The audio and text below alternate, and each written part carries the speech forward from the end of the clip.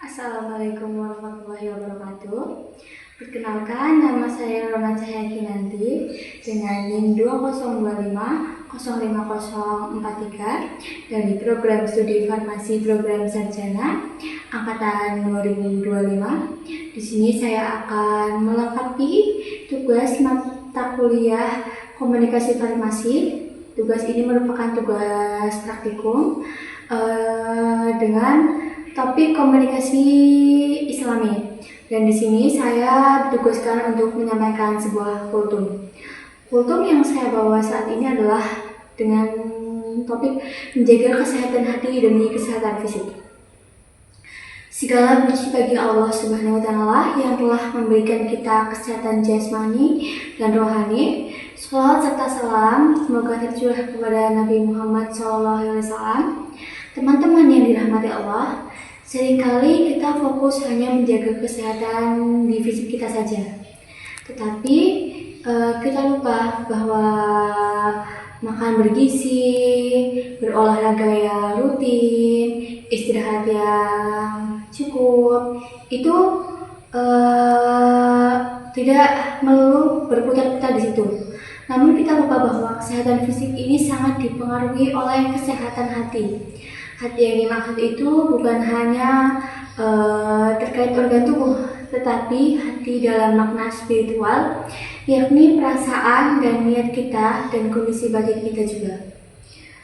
Allah berfirman dalam Al-Quran, Surat Asy-Syu'ara ayat 88 dan 89, yang berarti, yaitu pada hari harta dan anak-anak tidak berguna, kecuali orang-orang yang datang kepada Allah dengan hati yang bersih.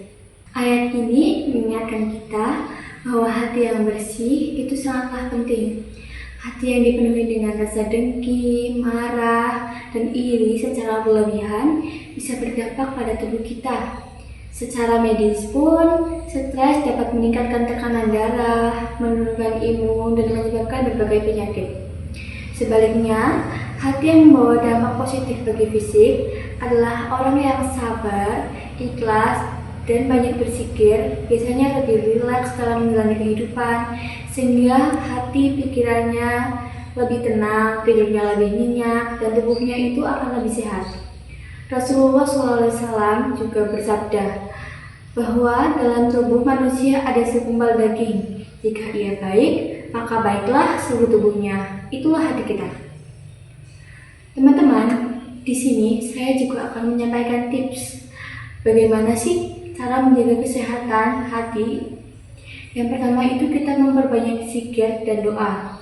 Dengan berdoa, dengan berzikir, hati kita akan selalu tenang karena banyak doa di antara kita. Yang kedua yaitu menghindari iri dan dengki.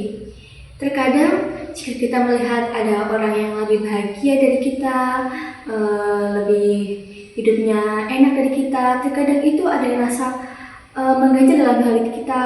Itu juga membuat kita terkadang kayak marah, dan itu kadang bisa membuat kesehatan kita itu tidak bagus karena pikiran kita menjadi tidak fokus dan tidak tenang. Itu sebaiknya iri dan dengki harus dihindari. Yang ketiga yaitu memaafkan kesalahan orang lain.